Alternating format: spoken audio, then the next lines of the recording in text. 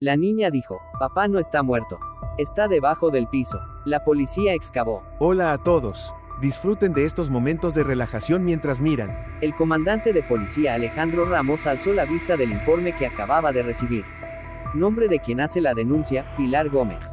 Descripción, esposo desaparecido. No había pistas ni observaciones adicionales. Sin embargo, lo que realmente captó su atención fue que la denuncia no fue presentada por Pilar, sino por una vecina, doña Francisca Díaz, quien llegó acompañada de una niña de unos 4 años, que abrazaba con fuerza un oso de peluche.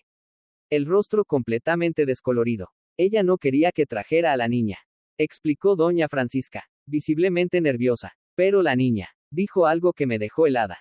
Ustedes deben oírla. Alejandro se acomodó en su silla, suavizando el tono al mirar a la pequeña. ¿Cómo te llamas? Me llamo Ana, respondió la niña con una voz tan baja que apenas se escuchaba. ¿Sabes a dónde fue tu papá? Preguntó él con dulzura. Ana tardó en responder. Alzó lentamente la cabeza. Sus ojos oscuros titilaban con inquietud. Finalmente, murmuró. Papá, está debajo del piso de la cocina. El aire en la sala pareció volverse más denso. Alejandro miró a Francisca, cuyo rostro ya estaba tan pálido como el de la niña.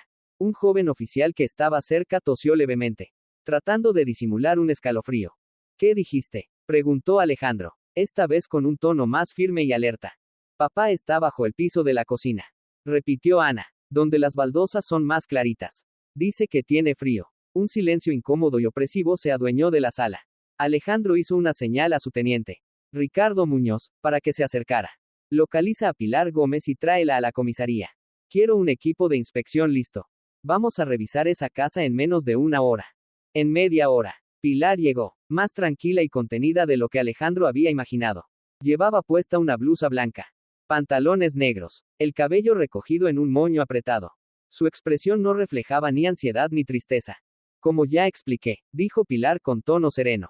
Mi esposo, Julián, suele desaparecer unos días, no es nada nuevo. ¿No notó algo fuera de lo común?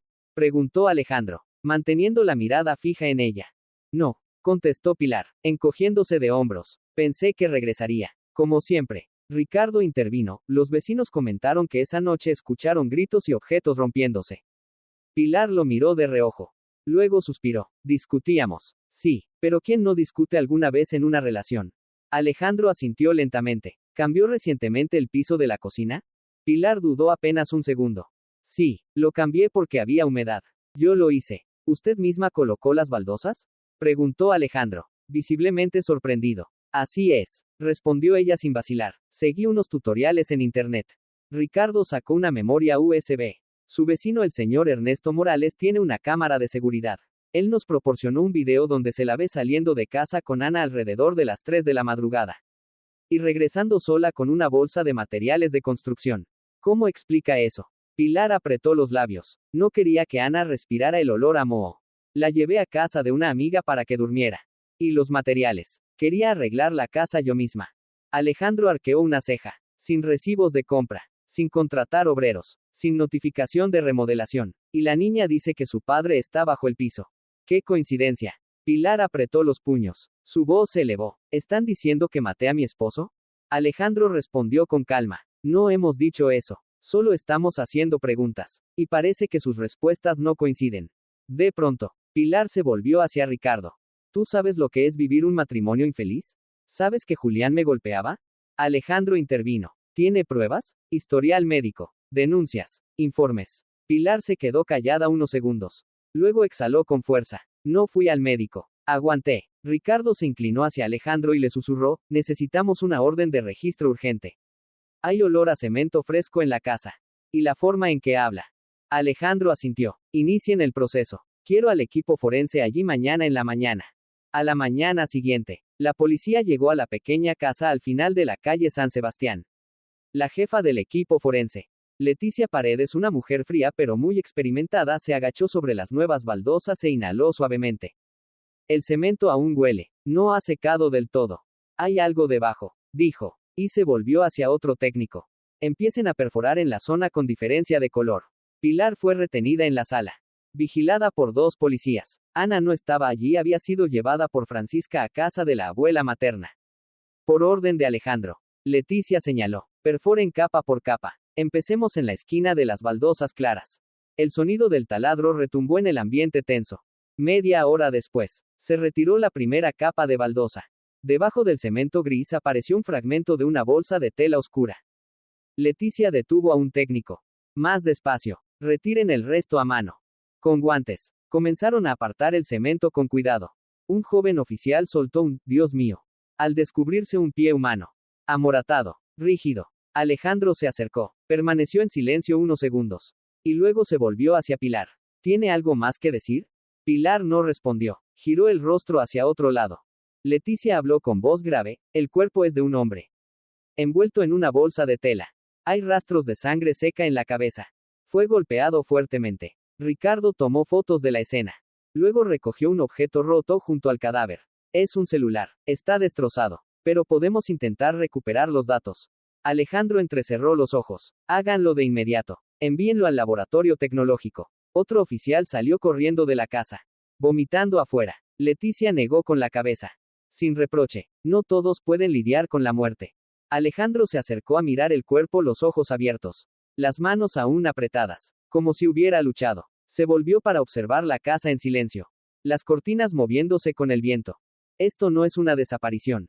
No es un accidente. Es un asesinato premeditado. Se volvió hacia Ricardo. Arresten a Pilar Gómez. Detención preventiva según el artículo 142, sospecha de homicidio y ocultamiento de cadáver. Ricardo se acercó y leyó sus derechos. Señora Pilar Gómez. Queda detenida bajo sospecha de homicidio. Tiene derecho a guardar silencio. ¿Guardar silencio? Pilar soltó una risa amarga. ¿Sabes cuántos años viví en silencio? Alejandro respondió en seco, ahora ya no se necesita más silencio.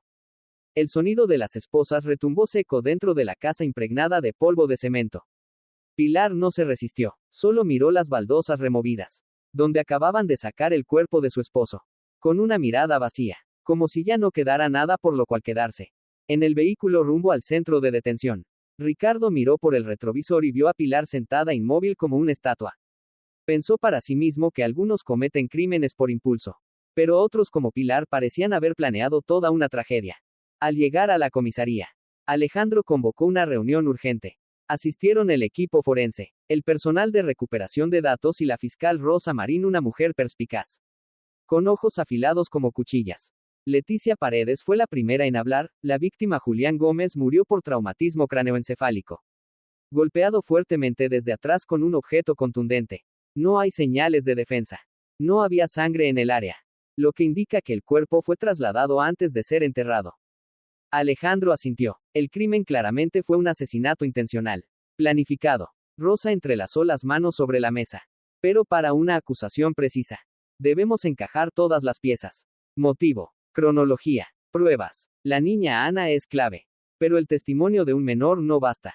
Necesitamos más. Un joven oficial forense digital. Esteban Herrera. Se puso de pie para presentar. Estamos recuperando datos del teléfono roto. Se perdió gran parte de la memoria. Pero algunos mensajes aparecieron justo antes de que se apagara. Proyectó en la pantalla. Apareció una conversación entre Julián y Pilar. Julián. Pilar, no puedo seguir. Voy a presentar la solicitud de divorcio la próxima semana. Pilar, si me dejas, haré que desaparezcas. Julián, deja de decir locuras. Piensa en Ana. Pilar, Ana estará bien. Sin ti, ella y yo viviremos mejor. La sala de reuniones quedó en silencio. Rosa frunció el ceño. Es suficiente para confirmar que ella tenía un motivo. Alejandro hizo una señal a Ricardo. El equipo de investigación debe volver a la casa de Pilar. Busquen todos los documentos de propiedad, facturas, préstamos, y cualquier prueba de su situación financiera.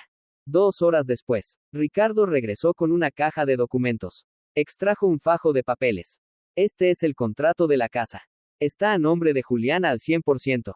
Hay indicios de que Pilar intentaba iniciar una transferencia, alegando que su esposo está desaparecido. Sacó otro fajo. Estos son recibos de préstamos de Pilar a Julián, casi 60 millones de pesos, con la justificación de una pequeña inversión para un negocio personal. No hay señales de reembolso. Alejandro miró a Rosa. Motivo económico. Amenazas en los mensajes. Y la escena del crimen. Ya tenemos demasiado. No es todo, añadió Ricardo. Descubrimos que Pilar tenía contacto frecuente con un número desconocido, un tal Salvador Ibarra, mediante mensajes privados en redes sociales. Alejandro golpeó la mesa con los nudillos. Quiero ver a ese hombre. Esa misma tarde, Salvador Ibarra, un hombre alto, de cabello bien peinado y camisa oscura, fue llevado a la sala de interrogatorios. Parecía nervioso. Sus ojos no dejaban de moverse. ¿Cómo conoció a Pilar Gómez?, preguntó Rosa. Directa. Salvador tragó saliva. Nos conocimos en un grupo de inversión. Hablábamos por internet. Nos vimos algunas veces. ¿Tuvo una relación sentimental con ella?, preguntó Alejandro. Salvador dudó. Yo tenía sentimientos, pero no hicimos nada indebido. Ella siempre decía que su esposo era un hombre horrible, y que estaba cansada de que la controlara. ¿Alguna vez mencionó la idea de hacerle daño a su esposo?, intervino Ricardo. Salvador inhaló profundo. Una vez dijo, ojalá él desapareciera. Pero pensé que era una expresión impulsiva. Rosa repitió las palabras. ¿Usted cree que Pilar es una persona impulsiva? Salvador quedó en silencio. No, ella es más calculadora de lo que pensé. Mientras tanto, en casa de doña Carmen, madre de Julián, la pequeña Ana dibujaba junto a la ventana. Carmen colocó un vaso de leche al lado de la niña. ¿Qué estás dibujando, mi amor?, preguntó con dulzura. Ana señaló la hoja. Una figura humana yacía bajo un suelo de baldosas, rodeada de azulejos apilados. Es papá. Papá está ahí debajo. Carmen apretó las manos con fuerza. La voz se le quebraba. ¿Quién te dijo eso? Lo escuché, respondió Ana, sin dejar de mirar su dibujo. Mamá tenía una sartén grande. Papá dijo que no. Mamá le pegó fuerte. Papá ya no habló más. Carmen tembló, intentando mantenerse firme. ¿Y luego qué pasó? Mamá dijo, no se lo cuentes a nadie. Si lo haces, nuestra familia se romperá. Carmen apoyó la cabeza en sus manos. Las lágrimas le caían sin control. En la sala de investigación, Rosa concluyó. Pilar no solo cometió un homicidio, también intentó encubrirlo creando una escena falsa, simulando una remodelación, y sacando a la niña de la casa para fabricar una coartada. Instó a la niña a guardar silencio. Manipuló a una menor, eso agrava aún más el caso. Alejandro asintió. Solicitaré acusación por homicidio premeditado, ocultación de cadáver y coacción a una menor para que no declare. Debe asumir todas las consecuencias.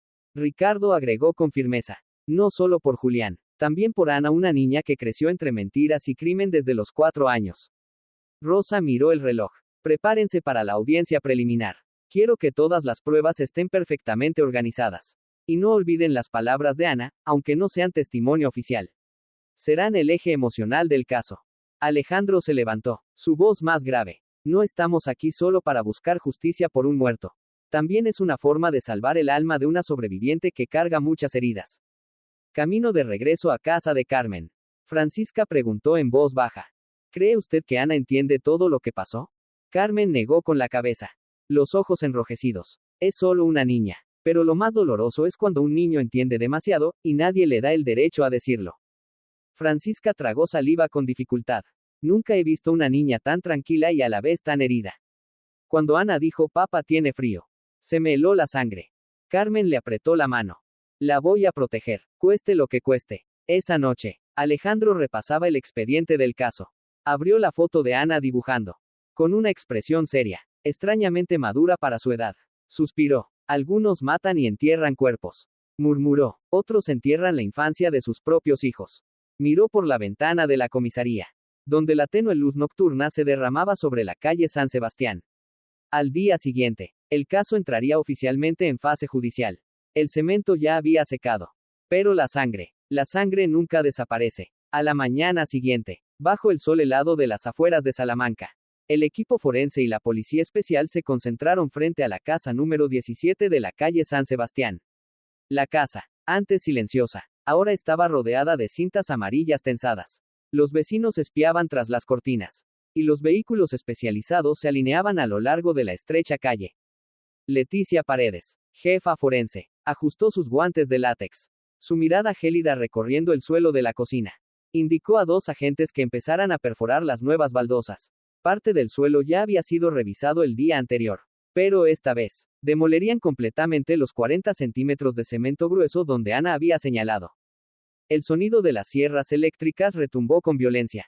Los trozos de baldosa blanca se hicieron añicos. Un olor fuerte y penetrante comenzó a emanar desde abajo, espesando el aire. El oficial Ricardo Muñoz frunció el ceño. Se tapó la nariz y retrocedió un paso. Huele a descomposición, confirmó Leticia con voz plana. Sin inmutarse, retrocedan. Que el equipo con trajes de protección continúe. Otro forense, Tomás Delgado, introdujo una palanca para ampliar el borde del cemento. En menos de 10 minutos, comenzó a aparecer la capa de tierra húmeda. Con cuidado, advirtió Leticia. Hay señales de un objeto enterrado. Se debe excavar con las manos. El sonido de pequeñas palas raspando resonó en el silencio. Se retiraban capas de tierra fina con lentitud. El sudor corría por la frente de Tomás, aunque la temperatura interior no superaba los 18 grados. De pronto se detuvo. Temblando. Toqué una tela. Leticia se agachó de inmediato y alumbró con una linterna. Detente. Retira la tierra con cuidado alrededor. Todos contuvieron la respiración. Tras casi 10 minutos de minucioso trabajo, emergió una esquina de un saco de tela gruesa. Oscuro. Arrugado. Manchado con lo que parecía sangre seca. Ricardo retrocedió, su mano instintivamente en el arma. Aunque sabía que nada vivo yacía ahí abajo. Tomen muestra de la tela. Abran la bolsa. Leticia bajó la voz, pero fue tajante. Al abrir la cremallera del saco, un hedor pútrido inundó la cocina. Tomás se giró de inmediato y vomitó en una esquina. Otro policía se cubrió la boca, pálido como el yeso. Dentro de la bolsa, un cuerpo masculino yacía encogido, aplastado por el espacio reducido. La cabeza cubierta de sangre seca. La sien hundida, signos inequívocos de un fuerte golpe con objeto contundente por la espalda. Alejandro entró, quedando inmóvil al ver el rostro del cadáver pese a la descomposición. Era inconfundible, Julián Gómez. La niña tenía razón. Ricardo se acercó, temblando mientras tomaba fotografías de la escena. Luchaba por concentrarse, pero las náuseas amenazaban con dominarlo. Leticia sacó una pequeña bolsa junto al cadáver. Tenemos otra prueba, un teléfono roto. Llévenlo al equipo técnico. Quiero que se recupere toda la información. Ordenó Alejandro, sin apartar la mirada del cuerpo. Leticia asintió. El cuerpo muestra señales de haber muerto hace al menos 72 horas. No hay signos de ataduras. La herida letal está en la cabeza, compatible con un golpe sorpresivo por la espalda. Hay acumulación de sangre en la espalda y el cuello de la camisa, lo que indica que fue atacado estando de pie. Luego cayó y fue introducido en la bolsa. Ricardo tomó nota. Entonces Julián no pudo defenderse. La muerte fue rápida. Leticia añadió. No hay rasguños en sus manos que indiquen resistencia.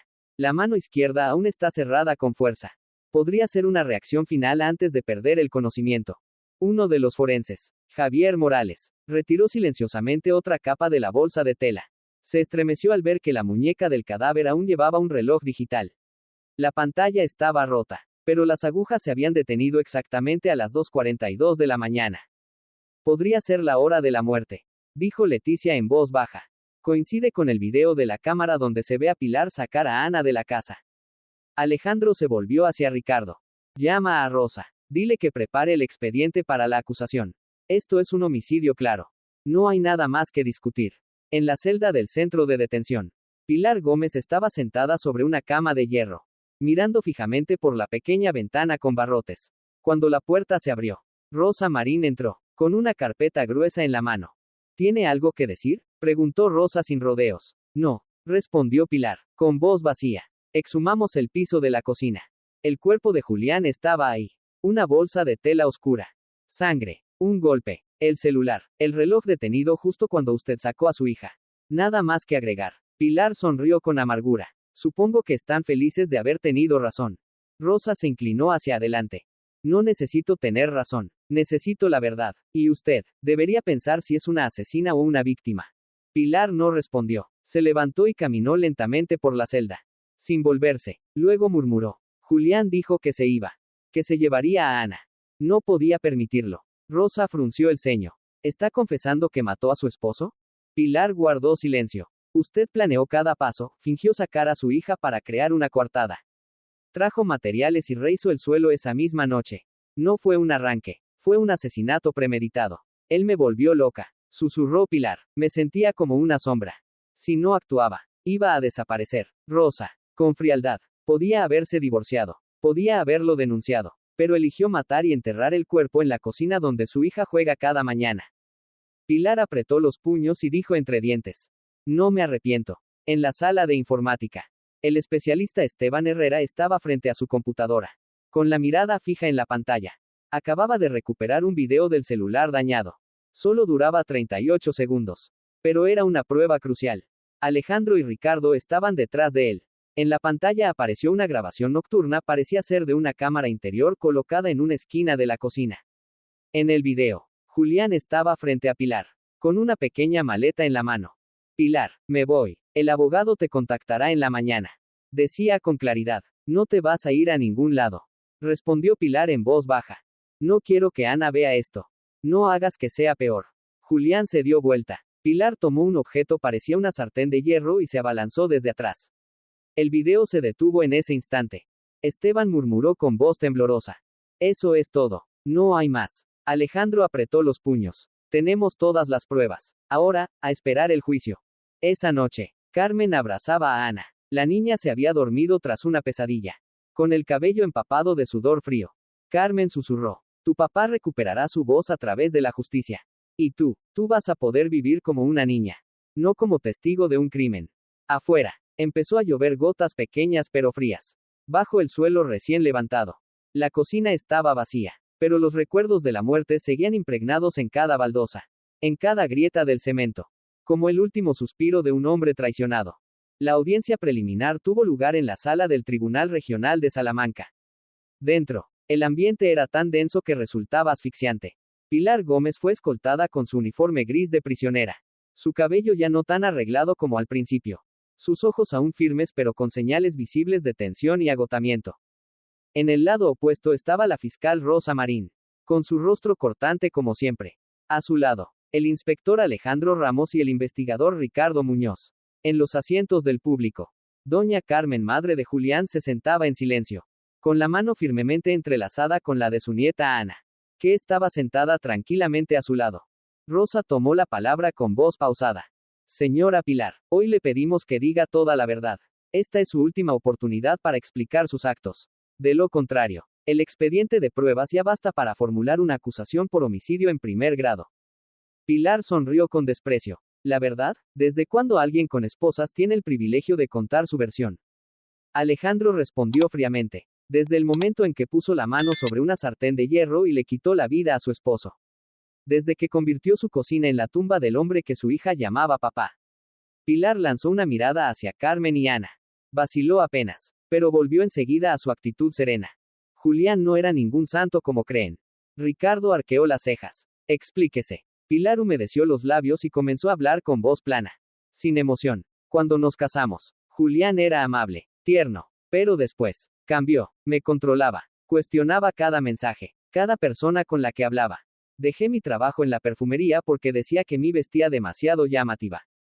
Me alejé de mis amistades porque él decía que eran malas influencias. Alejandro intervino. ¿Tiene algún reporte médico? ¿Alguna prueba de abuso físico o psicológico? No, respondió Pilar de inmediato. Nunca pensé en denunciar a quien dormía a mi lado. Creí que podía soportarlo. Por Ana. Rosa levantó una mano. Pero según el expediente del psicólogo que trató a Julián, el doctor Fernando Soria, usted era quien presentaba conductas controladoras. Él escribió, Julián muestra signos de estrés al convivir con una esposa impulsiva, manipuladora y propensa a episodios depresivos y conflictivos. Eso lo inventó él, masculló Pilar. ¿Y los mensajes con su ex mejor amiga Laura Méndez? Rosa citó, ¿y si Julián me deja? Haré que no pueda dejar a nadie más. G formas de silenciar para siempre. Solo hay que tener la cabeza fría. Pilar apretó los puños. Solo, hablaba por desahogo. Alejandro se levantó y colocó sobre la mesa una bolsa de evidencia. Esto no es desahogo. Sacó la sartén de hierro con manchas de sangre seca en el borde. La sangre coincide con el ADN de Julián. Esto es el arma homicida. No palabras. Pilar agachó la cabeza. Luego la levantó, con voz más baja. ¿Y por qué no dicen también que Julián presentó la demanda de divorcio? ¿Que quería quitarme la custodia de mi hija? ¿Que me iba a echar de la casa que yo ayudé a construir? ¿Qué querían que hiciera? Ricardo respondió con firmeza. Nadie le obligó a matar. Existe la ley. La ley no estaba cuando lloraba cada noche. Murmuró Pilar. La ley no escuchó cuando le supliqué que no me tirara como basura. Rosa habló con lentitud. Nadie niega el dolor, pero ningún dolor justifica enterrar a una persona debajo del suelo de la cocina. Tras la audiencia, el equipo de investigación amplió el expediente sobre las relaciones de Pilar con su entorno. Alejandro convocó a Laura Méndez, antigua amiga íntima, para esclarecer los mensajes amenazantes. Laura, una mujer delgada, de cabello rizado y voz algo distraída, al principio dudó. Pilar y yo fuimos muy cercanas. dijo. Ella solía necesitar mucha atención. Se alteraba con facilidad. ¿Recuerda algo que Pilar haya dicho sobre Julián?, preguntó Ricardo. Laura trató de recordar. Una vez me dijo, odio cómo él mira a la niña. Como si fuera solo suya. Si pierdo a Ana, no me queda nada. Pensé que solo era celos. Rosa preguntó. ¿Cree que Pilar sería capaz de matar? Laura guardó silencio un instante. Luego murmuró. No quiero creerlo. Pero cuando supe que Julián había desaparecido, no me sorprendió. Ya había visto esa mirada en ella. No era la de una mujer triste. Era la de alguien que ya decidió. Esa noche, en casa de Carmen, Ana jugaba con bloques de construcción. Colocaba las piezas en forma de cuadrado y en el centro, una figura humana de plástico. Carmen la observaba en silencio. ¿Qué estás haciendo, Ana? Construyo una camita para papá, respondió la niña, como la que había en nuestra casa. Carmen se estremeció. Papá ya no está ahí. Mi amor, está en un lugar mejor. No, no está. Ana negó con la cabeza. Papá sigue con frío. Lo veo temblar en mis sueños. Carmen la abrazó con fuerza. Papá te quiere mucho, pero ahora necesita que seas fuerte. Él va a estar feliz si tú estás bien y eres querida. Ana alzó la mirada hacia su abuela, con una voz suave como el viento. Entonces, ¿mamá me quiere? Carmen sollozó. Tu mamá hizo algo muy malo, pero tú no hiciste nada mal. Ana, eres solo una niña, y vas a estar protegida. En el centro de detención, Pilar recibió la visita de su abogado defensor, el señor Vicente Aranda. Un hombre de unos 50 años, con cabello entrecano, conocido por defender a acusados en situaciones difíciles. Vicente habló directamente. Pilar, no voy a ayudarte a negar los hechos, pero puedo ayudarte a conservar algo de dignidad. Si cooperas y eres sincera. Dignidad. Pilar soltó una risa seca.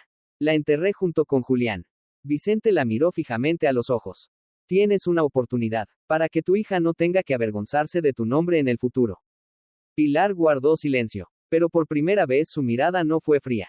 Parecía confundida, tal vez, arrepentida. A la mañana siguiente, Rosa presentó el informe ante el juez provincial.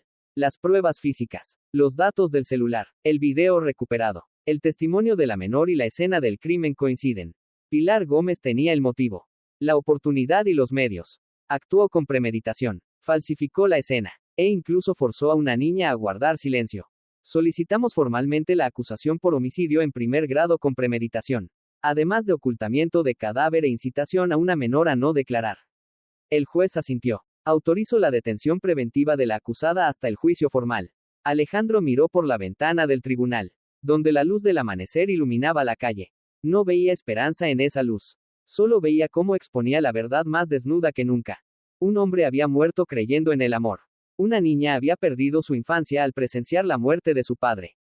Y una mujer quizá alguna vez herida había elegido herir con sus propias manos.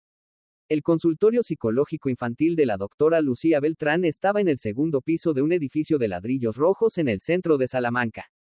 Doña Carmen sostuvo la mano de Ana al entrar. Su rostro reflejaba tensión, aunque intentaba mantenerse serena durante todo el trayecto. Ana no había dicho una sola palabra desde la mañana. Solo abrazaba con fuerza a su viejo oso de peluche. Pipo, regalo de cumpleaños de Julián el año anterior, y caminaba lentamente. Una enfermera llamada Dolores González salió a recibirlas. Buenas tardes, doña Carmen. ¿Podría Ana entrar conmigo a la sala?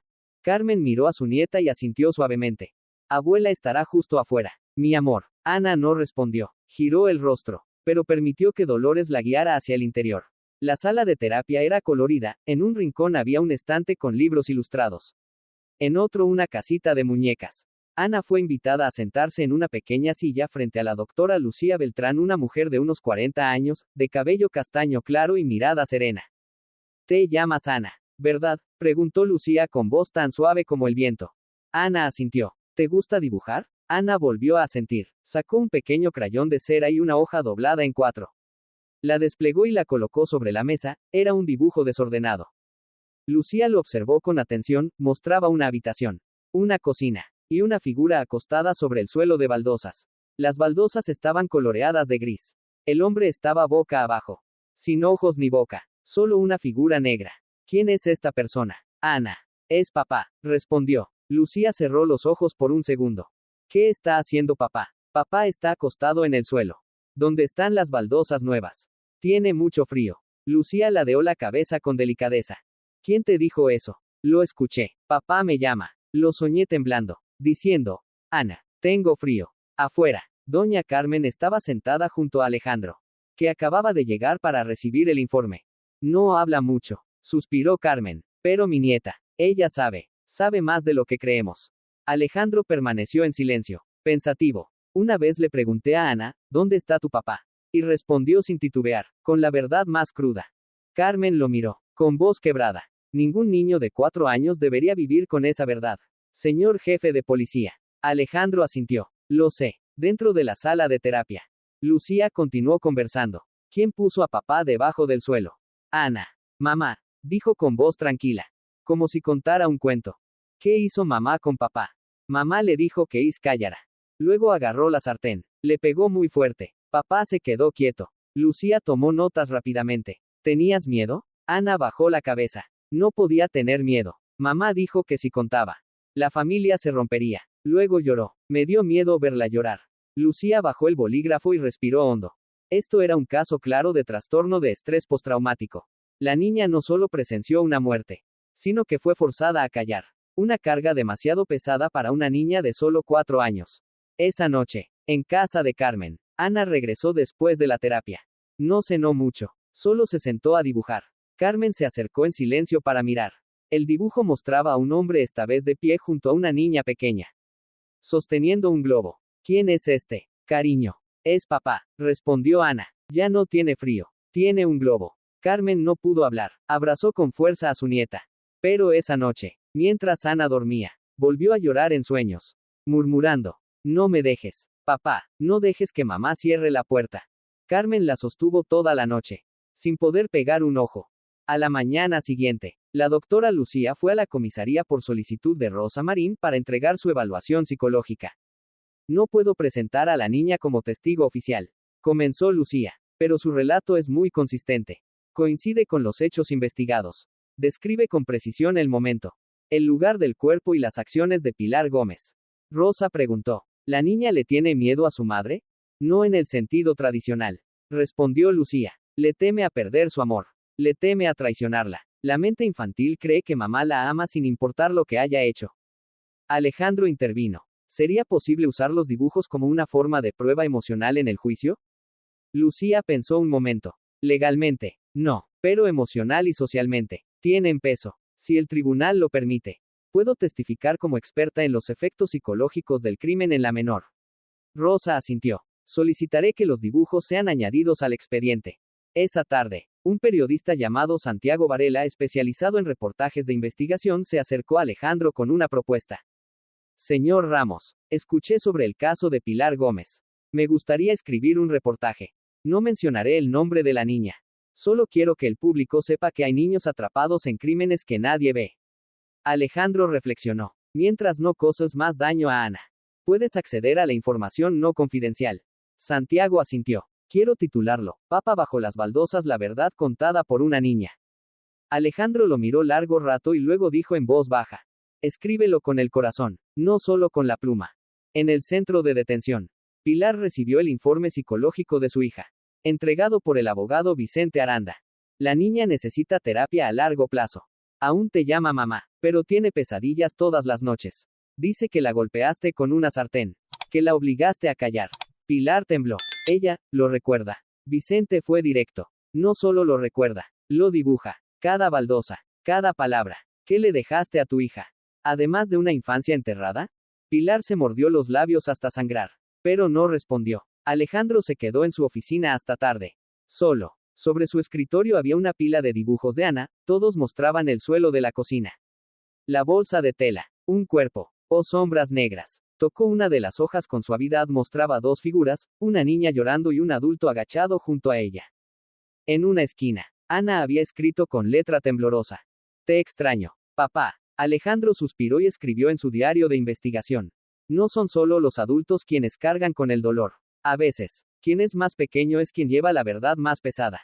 Y son ellos mismos los que primero nombran al mal con la voz más sincera, papá está debajo del piso de la cocina.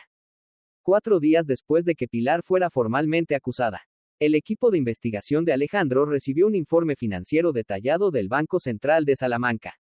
El documento, de más de 50 páginas, Enumeraba todas las transacciones de Pilar Gómez en los 3 meses previos al crimen. Ricardo Muñoz pasó página por página, frunciendo el ceño al detectar una secuencia repetitiva de retiros de efectivo a las 2 de la madrugada. Justo en el horario en que Pilar solía decir que no podía dormir e iba al supermercado nocturno. Pero ningún supermercado estaba abierto a esa hora. Ella no iba al supermercado, afirmó Ricardo con seguridad. Iba a hacer pagos en secreto para que nadie supiera. Tal vez pagaba a alguien. O compraba materiales sin dejar rastro. Alejandro asintió. Crucemos con el historial de los cajeros automáticos cerca de su domicilio. Busquen cámaras de seguridad en un radio de 3 kilómetros. 3 horas más tarde, el joven oficial Ignacio Ramírez trajo un video de una máquina ATM a menos de 2 calles de la casa de Pilar. En él, Pilar aparecía con gorro, gafas oscuras, retirando más de 2 millones de pesos en efectivo a las 2:16 de la mañana de la madrugada, exactamente 3 días antes de la desaparición de Julián.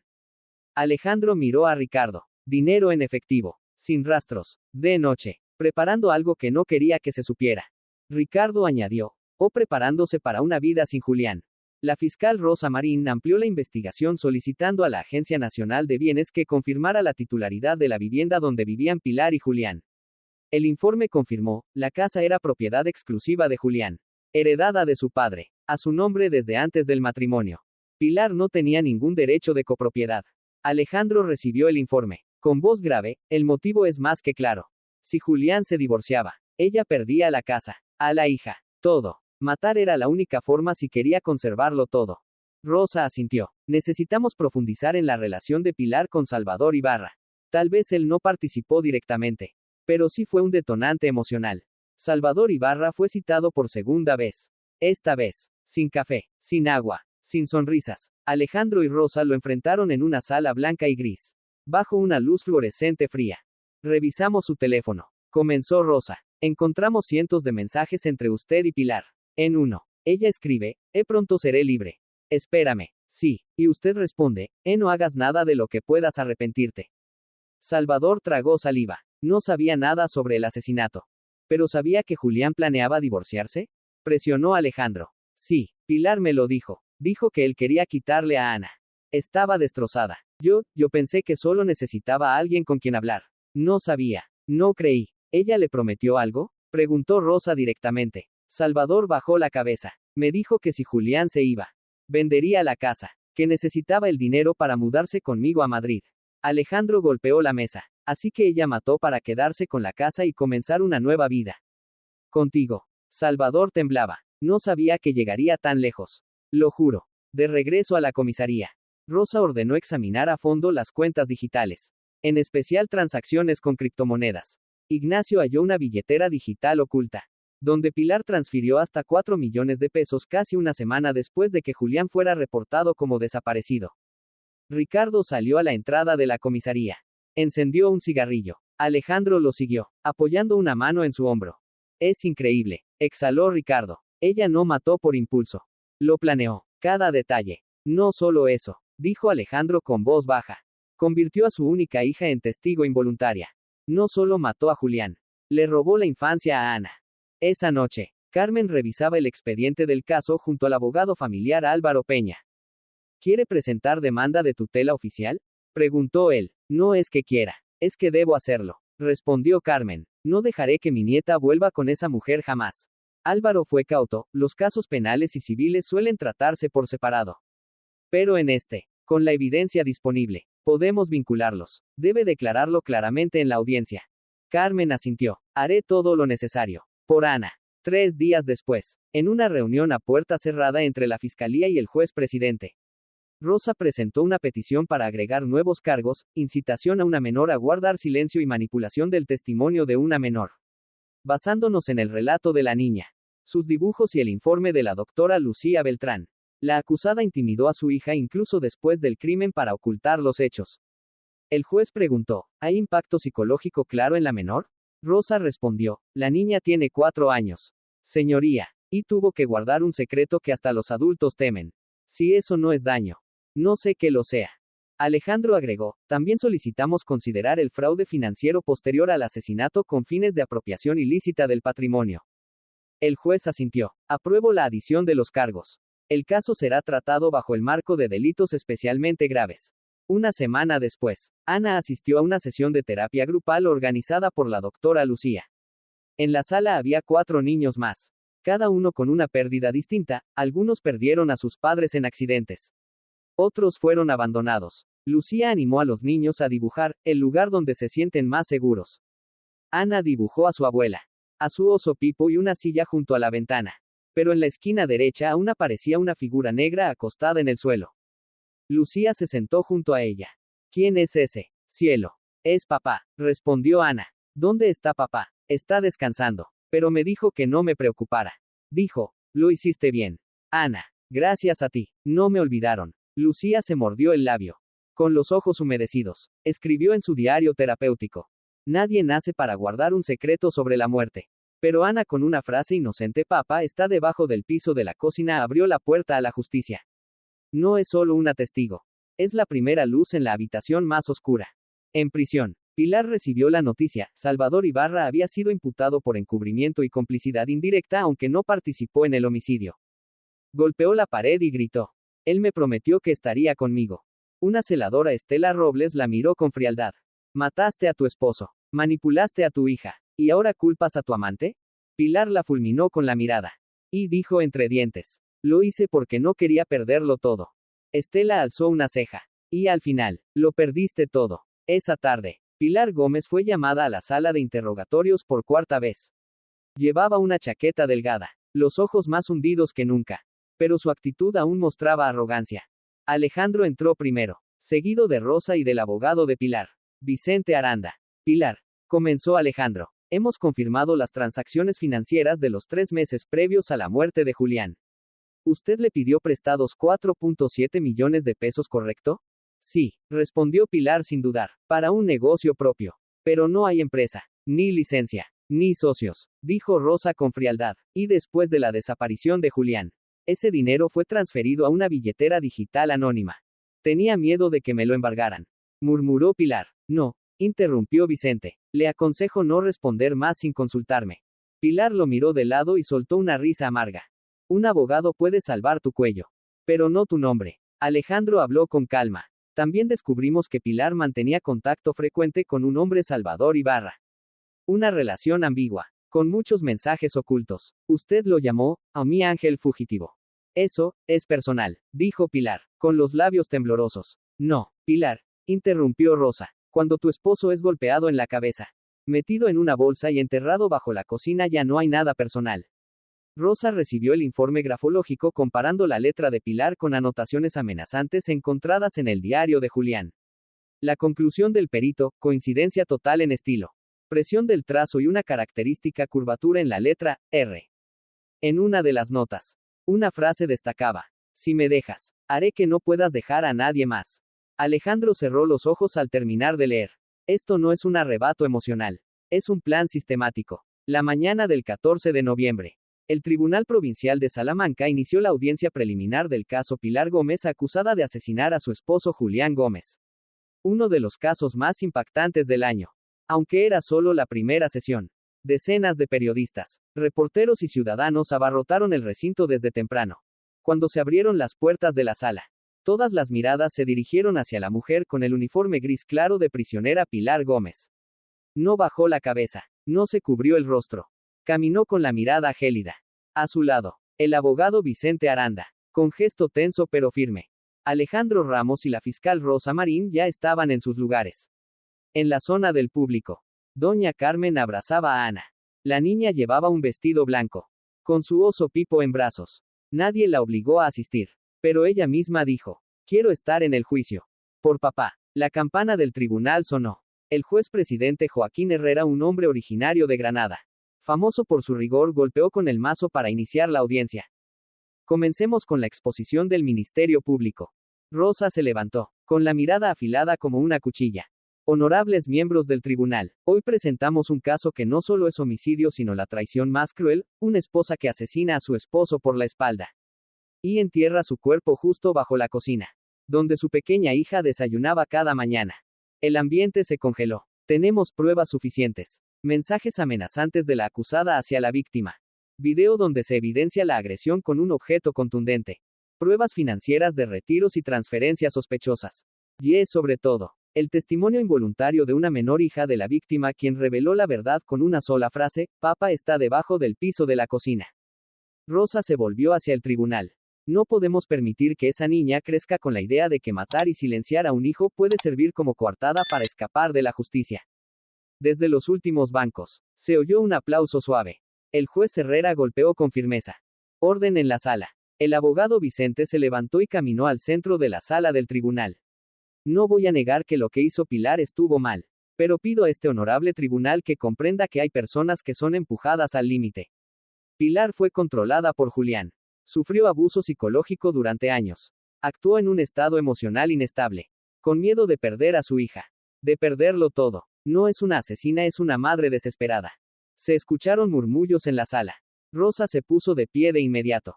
Si Pilar temía perder a su hija, ¿por qué hizo precisamente lo que hizo que Ana perdiera a su padre y a su madre? Vicente no respondió. Bajó la cabeza. Y luego dijo: Señoría, solicito presentar una ilustración realizada por la niña, transmitida por la doctora psicóloga como una forma de testimonio gráfico infantil sobre el hecho. Rosa no objetó. Un oficial de policía llevó al estrado un dibujo hecho por Ana, colocándolo en el centro de la sala. En él, se veía a un hombre acostado bajo un suelo de baldosas, con azulejos desordenados a su alrededor. Al lado, una mujer sostenía un objeto que parecía una sartén, y una niña lloraba de pie. La sala entera cayó en un silencio profundo. El juez Herrera preguntó: ¿Este dibujo fue hecho por la niña después del hecho? Sí, su señoría. Fue realizado durante una sesión de terapia, sin guía alguna. Y debajo del dibujo, escribió con letra infantil: a mamá me dijo que guardara silencio. Pero yo seguí escuchando a papá decir que tenía frío. Pilar bajó la cabeza. Ya no se atrevía a mirar el dibujo. Doña Carmen susurró al oído de Ana, con los ojos llenos de lágrimas: has mostrado al mundo quién era tu papá. Durante la audiencia, el juez permitió que la doctora Lucía Beltrán testificara como experta. Se presentó con semblante tranquilo, aunque claramente conmovida. La niña Ana sufre un trastorno de estrés postraumático severo. A pesar de tener solo 4 años, describió con precisión los eventos del crimen, incluyendo detalles que coinciden con los hallazgos forenses. En particular, dijo: a mamá golpeó fuerte. Papá ya no habló más. Mamá dijo que debía guardar silencio. Un miembro del jurado preguntó: ¿cree usted que la niña podría haber imaginado todo esto? Lucía respondió con firmeza: no, una niña de 4 años no puede inventar una escena tan realista, a menos que la haya presenciado directamente o haya escuchado claramente todo lo sucedido. El juez asintió. Gracias, doctora. Aunque el testimonio infantil no tiene valor probatorio oficial, será registrado como un impacto social relevante en este juicio. La audiencia se extendió hasta bien entrada la tarde. Finalmente, se invitó a Pilar a pronunciar sus últimas palabras. Se levantó, caminó lentamente hacia el centro de la sala. Su mirada ya no era penetrante como antes, estaba vacía. Ya no tengo nada que justificar. Pensé que era una víctima. Pero al ver a mi hija, verla abrazar su osito y dibujar un cadáver, ya no me atrevo a llamarme madre. Alejandro la miró. Luego desvió la vista. Ricardo cerró los ojos. Rosa apretó el puño. Pilar miró a Ana. Hiciste lo correcto, Ana. Mamá se equivocó. Perdón. Bajó la cabeza. Acepto cualquier sentencia. Solo pido, por favor, que mi hija no regrese a esa casa. El juez Herrera golpeó el mazo.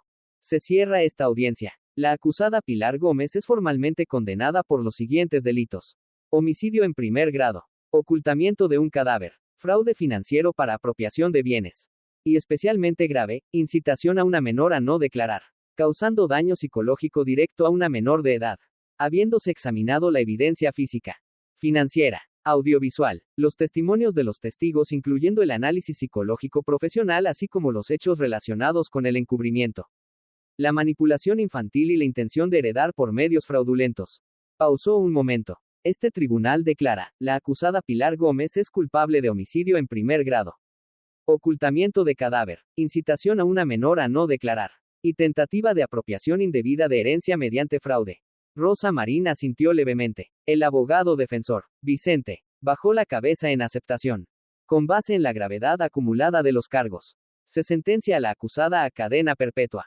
La custodia legal de la menor será transferida a doña Carmen Morales, abuela paterna, conforme a la propuesta de los Servicios de Protección Infantil y la resolución provisional ya emitida el mes pasado. Se escuchó un suspiro colectivo desde el público. Pilar no reaccionó, solo bajó la cabeza, con los ojos rojos y los labios apretados. El juez continuó, con voz serena. Finalmente, permítanme expresar una reflexión personal algo poco común en esta sala. Ana, a pesar de tener solo 4 años, pronunció la frase que desbloqueó todo este caso. Papá está debajo del piso de la cocina no fue una ocurrencia infantil, sino la verdad dicha por la más frágil de las voces. Salvaste a tu padre del olvido y te salvaste a ti misma. Miró a Ana. Gracias, Ana. La niña lo miró, y respondió en voz baja. Gracias a usted por escucharme. Los medios estallaron tras la sentencia. En la portada de El País, un gran titular apareció a la mañana siguiente. Justicia desde la voz de una niña Ana Gómez. 4 años, y el caso que sacudió Salamanca. El reportaje de Santiago Varela detallaba el desarrollo del caso, pero dedicaba muchas páginas a una sola cosa, el poder inconsciente y verdadero del testimonio infantil. Una cita fue ampliamente difundida. Solemos decir que los niños no entienden nada. Pero Ana demostró que hay verdades que solo los más pequeños se atreven a decir porque aún no han aprendido a mentir. Mientras tanto, en el Centro de Reclusión de Mujeres de Salamanca, Pilar Gómez fue oficialmente trasladada al módulo de aislamiento número 3. La oficial Estela Robles, quien la había vigilado durante la detención preventiva, le entregó sus pertenencias, solo unas pocas cosas y una vieja fotografía. Pilar tomó la foto, ella y Julián el día de su boda. Ana aún no había nacido. Se quedó sentada durante horas, con la imagen entre las manos, los labios apretados. Estela se acercó en silencio, y dijo en voz baja. Tuviste todo, esposo, hija, hogar, pero decidiste cambiarlo todo, solo para terminar perdiéndolo. Pilar no respondió. En la oficina de trabajo social de la ciudad, Carmen recibió oficialmente la custodia legal de Ana. Firmó los documentos con las manos temblorosas. El funcionario, Felipe Navarro, le entregó el expediente. Felicidades, señora. El tribunal ha aprobado su custodia permanente de Ana. La niña será incorporada a un programa de terapia a largo plazo y asistirá a una nueva escuela, en una zona más segura. Carmen estaba tan emocionada que no pudo hablar. Solo tomó con fuerza la mano de Ana. ¿Tiene alguna preferencia sobre la escuela?, preguntó Felipe. Carmen pensó unos segundos y sonrió. Un lugar con césped, con sol, y muchas pinturas. 2 semanas después, Ana fue inscrita oficialmente en el Jardín de Infancia Nuestra Señora de la Paz, una pequeña escuela en un pueblo a casi 40 kilómetros de Salamanca, donde nadie conocía su pasado. Allí, Ana ya no era la hija de Pilar Gómez, ni la testigo del caso, sino simplemente una niña nueva en el aula. En su primer día, Ana entró al salón con su oso Pipo en brazos. La maestra, María Eugenia, se agachó y le preguntó suavemente. ¿Cómo te llamas, cariño? Ana, respondió, y este es Pipo. María sonrió con dulzura. Pipo también puede venir a clase contigo. Toda la clase rió contenta. Ana vaciló, y luego también sonrió. Por primera vez en muchos meses. Sus ojos brillaron. En una sesión de terapia posterior al juicio, la doctora Lucía Beltrán se reunió de nuevo con Ana. Llevó consigo un cuaderno en blanco. Hoy vamos a dibujar a las personas que te hacen sentir segura, ¿te acuerdas? Ana asintió, concentrada con sus lápices de colores. Dibujó en silencio durante más de 10 minutos. Cuando terminó, le mostró el dibujo. Era una anciana de cabello blanco, abrazando a una niña y a un osito Pipo. A un lado, un hombre sonreía, con un globo rojo en la mano. Lucía señaló al hombre. ¿Quién es él? Ana. Papá, respondió. Papá viene en mis sueños. Sonríe, y me dice que ya no tenga miedo. Dice que soy la más valiente que ha conocido. Lucía no pudo hablar. Asintió. Eres una heroína, Ana. Ana sonrió suavemente. Luego miró a Pipo y dijo. Papá ya no tiene frío. Porque ahora vive en nuestro corazón. Esa noche, en el patio trasero de su nueva casa en el pequeño pueblo, Carmen observaba en silencio cómo Ana pedaleaba su bicicleta por el jardín. La risa de la niña resonaba clara, inocente, en medio de una tranquilidad por fin recuperada. Francisca Díaz, la vecina que una vez llevó a Ana a la comisaría, había venido de visita. Colocó una mano sobre el hombro de Carmen. Lo lograste, susurró Francisca. La niña ha vuelto a vivir de verdad. Carmen tenía los ojos empañados. Perdió a su padre, pero al menos, ya no tiene que vivir en la oscuridad. Francisca miró a Ana y luego se volvió hacia ella. Y tú salvaste a una niña con amor. No hay nadie más digno que tú para criarla y convertirla en una gran persona. Alejandro Ramos estaba solo en su oficina. Tarde en la noche, Con el informe final del caso Pilar Gómez sobre su escritorio. Colocó la copia del dibujo de Ana, la misma del juicio, en un estante. Debajo, una nota escrita a mano con letra infantil decía: papá está bajo el suelo de la cocina. Pero ahora papá está en mis sueños. Alejandro suspiró, y murmuró: la justicia no es encerrar a alguien. Justicia es cuando un inocente puede seguir viviendo sin miedo. 2 años después del juicio que sacudió Salamanca, Ana Gómez ya era una niña de 6 años. Tenía el cabello largo hasta los hombros. Lo usaba en 2 trenzas. Y sus ojos grandes y oscuros ya no mostraban temor. Cada mañana, llevaba una mochila pequeña con un gatito dibujado y caminaba de la mano de su abuela Carmen rumbo a la escuela. Hoy era una jornada especial, día de dibujo libre. La maestra María Eugenia repartió hojas y colores. Y dijo a la clase: hoy vamos a dibujar a la persona que más queremos en todo el mundo. ¿De acuerdo? Ana no respondió, solo sonrió levemente y eligió con cuidado los colores rojo, azul y amarillo, mientras los demás niños dibujaban a sus familias, mascotas, superhéroes o princesas. Ana hizo un dibujo sencillo, una niña pequeña de pie junto a un hombre alto que sostenía un globo rojo. Ambos estaban mirando hacia el cielo. Ya terminé, anunció Ana, levantando la hoja con su dibujo. La señorita Eugenia se inclinó con ternura y le preguntó: ¿quiénes son? Ana: es mi papá, respondió con tranquilidad. ¿Y qué está haciendo tu papá? Está viéndome crecer, en el dibujo, y también en mis sueños. Esa tarde, Carmen llegó más temprano a buscar a Ana. Abuela y nieta caminaron juntas por el parque, pasando frente al banco donde Julián acostumbraba leer cada fin de semana. Carmen no dijo nada, solo miraba a su nieta mientras le apretaba suavemente la mano. Abu, dijo Ana de repente, ¿es verdad que las personas no mueren si las seguimos recordando? Carmen se estremeció un poco. ¿Por qué me preguntas eso? ¿Mi vida?